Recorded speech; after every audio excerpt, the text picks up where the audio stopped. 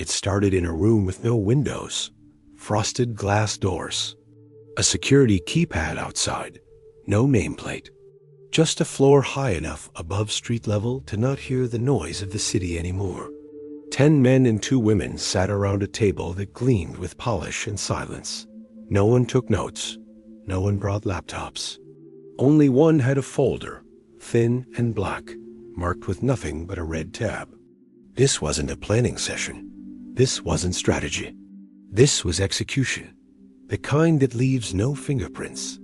On the wall, a digital screen lit up with a single spreadsheet. Rows and rows of numbers, cross-referenced by market, asset class, zip code, and age demographic. No names, just variables. Claire, the youngest in the room, tried not to fidget. It was her first time in a meeting like this. Her badge hadn't even granted her access. Someone else had to walk her in. The man at the head of the table was Old Wall Street. His tie was the kind that never wrinkled. His voice, calm like someone who knew he would never be interrupted. "We're here," he said, "because the bleeding has to be controlled. Not stopped, controlled." He pointed to a column on the screen. Tier 3 mortgages. 42% projected default rate by Q2. A man across from him, CFO of a subprime bundler, nodded. "We knew this quarter would come. We've built buffers." Another voice. "Liquidity can hold until the rollovers hit. Then it's chaos." Claire's supervisor leaned over and whispered, "Don't talk. Just listen." And so she did. For the next hour, they didn't debate if people would lose their homes. They debated where, which states, which income brackets, which banks could absorb the PR hit, and which couldn't. It wasn't cruelty. It was calculus. "They'll say it was the market," one executive offered. "Let them. Our exposure's wrapped and sold." Someone laughed. Just once, Claire stared at the screen. No human faces. No photos of families. Just zip codes and red numbers blinking slowly. She realized the decisions weren't about solving the crisis. They were about allocating the collapse. Who would be saved? Who would be blamed? And most importantly, who would be silent? The man leading the meeting clicked to another tab. It was labeled simply, "Disposition Candidates." Another voice asked, "Are we syncing this with the messaging schedule?" "Already handled," came the reply. "Media runs the first story Thursday." Controlled leak. Claire felt her throat tighten. This wasn't a meeting. This was a blueprint for devastation. And no one would ever know who built it. Claire sat through the second hour without moving. Not because she was frozen, but because she understood something now. Every breath in that room carried weight. And every word was measured. They weren't talking in millions anymore. Now it was risk exposure per region, default clusters per block, eviction velocity. Claire had once written public reports about market volatility. She knew the language, but this wasn't language. It was euthanasia by spreadsheet.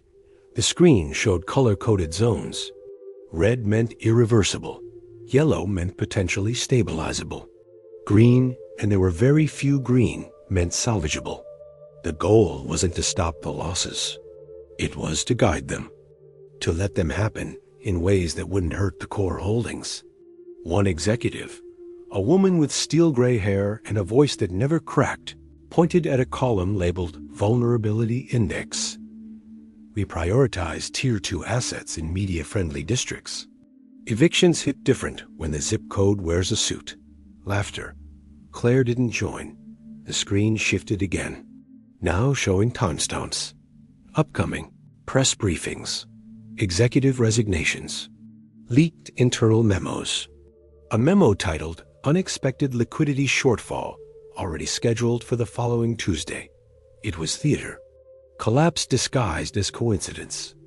Her supervisor leaned in again. This time, voice low and almost apologetic. "This is how it's done. Always has been." She didn't respond, because she was staring at a cluster of red in her own state, her own county. And she knew that within those digital dots were families, pensioners, single moms, people who paid on time, who trusted the banks, who followed every rule. But in this room, they weren't people. They were loss absorption capacity. One man tapped his finger on the screen. "These red clusters," he said. "We fast-track asset liquidation. Vacate, repurpose, flip," Claire blinked. Vacate. That meant eviction. That meant marshals. That meant trauma. No one flinched. No one asked, "What happens to them?" Because in this room, they weren't the concern. Only the balance sheet. Only the optics. A discussion emerged over messaging. How do we explain the spike in defaults? Someone answered, financial illiteracy. Market overexuberance. They'll eat it up. The head of the meeting nodded. We don't blame the crash. We blame the crashed. A pause. Then he looked at the youngest person in the room, Claire. "You've been quiet," he said. She straightened, carefully. He smiled, polite and sharp. "Everything clear?" She swallowed. "Yes, sir," because the truth wouldn't matter here. And questions had a way of turning red, too. The room was cooling, not just in temperature, but in tone. The laughter had stopped. The confidence had settled. The final slides were being reviewed. Then someone broke protocol. A man, mid-40s, soft-spoken, not high-ranking enough to interrupt, leaned forward and asked, almost gently, "Do we have projections on human impact?" The room paused, not in shock, in discomfort. The kind of pause that didn't need words to communicate. You weren't supposed to say that. The lead executive didn't answer right away. He just stared at the man, expression unreadable. Claire watched as the question sat there. Like a spilled glass of water, no one wanted to clean up. The man clarified, nervously. "I mean, we've accounted for financial losses, reputational drag, but has anyone modeled for suicides?" Someone said flatly, finishing the sentence. The man nodded. Slowly, silence, and a low voice from the head of the table. "That's not our portfolio." Not angry, not dismissive, just done. Another chimed in, this time with numbers. Statistically, the rates track post-event, not preemptive. We're not liable. Claire looked at the man who had asked the question. He looked smaller now. Like the weight of his own voice surprised him. She recognized the feeling. She'd had it before, in other rooms, when she'd thought maybe the system didn't realize what it was doing. But this was different. They knew. They knew the collapse wouldn't be clean. They knew the fallout would land on people who didn't cause it. They just didn't care. And in this room, care wasn't profitable. "Any other questions?" the lead asked, eyes sweeping the table. No one spoke. The screen powered down. Folders were closed. And just like that, the meeting was over. No signatures. No documents. Just a silent consensus that the plan would proceed. As they stood to leave, Claire caught one last exchange. Someone asked the executive, half joking, "Should we prepare a narrative?" He smiled, a kind of smile that doesn't reach the eyes. "We don't need a narrative. We have a market." And with that, the room emptied. But something stayed behind. A tension. A knowing. A quiet agreement that none of this would be spoken of again. Claire walked out last. The hallway felt colder than before. The city lights blinked in the distance, unaware. And somewhere below, in one of those zip codes marked in red, someone was setting the table for dinner, still believing the system was fair, still thinking their savings meant safety, still hoping that if they followed the rules, they'd be spared. Claire wanted to scream, but she said nothing. Because in rooms like this, truth was treason. The headlines didn't come as a surprise, not to Claire. She watched them hit one by one, like dominoes already set in motion. Unexpected market volatility triggers secondary collapse. Analysts say subprime shock was unforeseeable. Families scramble after sudden eviction spike. TV anchors spoke with wide eyes and rehearsed urgency. Economists debated terms that sounded intellectual but said nothing. Politicians offered soundbites laced with just enough empathy to pass as concern. But Claire had already seen the script. It had been played out in that room, 3 floors above the rest of the world. She recognized the timing of the leaks, the framing of the reports, the way the blame moved, sideways, never up. People flooded social media with stories.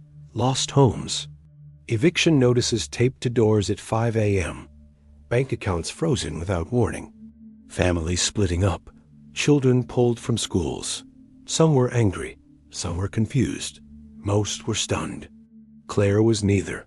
She watched from a distance, helpless. Because by the time the news broke, the damage wasn't happening. It had already been approved. The homes were already auctioned. The jobs already outsourced. The safety nets already cut and folded into someone's dividend. She passed a family on the street one morning. Mother, father, 2 kids, sitting on a bench with 2 plastic bags and a half-empty juice box. The little girl was drawing on the sidewalk with a stick. Claire wanted to ask if they used to live near the red clusters, if their address had once flashed on that cold screen upstairs, if they were calculated and discarded. Instead, she kept walking, because there was nothing she could offer that wouldn't sound like an apology for a crime she didn't commit, but had witnessed. At work, she overheard conversations. How could this happen again? Why didn't anyone warn us? It's like no one was in charge. She bit her tongue, because someone was in charge.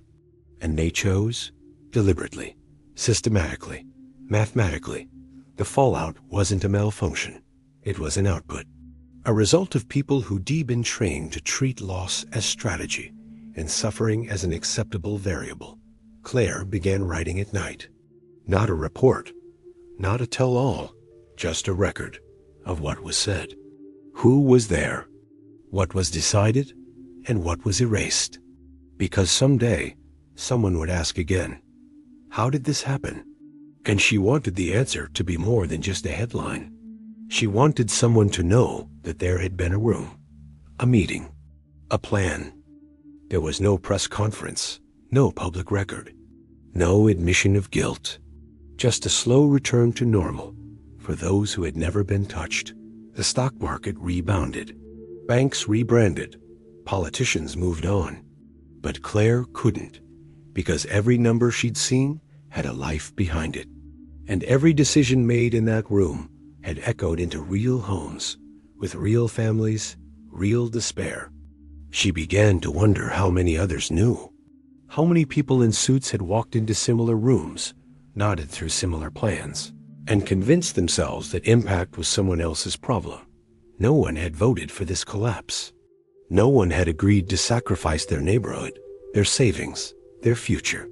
But it happened, not by accident, not by chaos, by design. She passed the old building sometimes, just to see if the rooms still glowed after dark. It didn't. The meetings were long over, but the consequences kept unfolding. She'd see the signs on lampposts: room for rent, must move immediately, seeking shelter, single mother, 2 children, job needed, will do anything. And she'd remember the screen, the zip codes, the quiet nods of approval. She thought about speaking out, but who would listen? The truth, she knew, was too quiet, too deliberate, too well-dressed to look like violence. So she kept her notes. She kept their names. She remembered the questions someone had dared to ask in that room, and the silence that answered it. And she held on to one truth that mattered more than all the others. This wasn't a tragedy. It was a choice.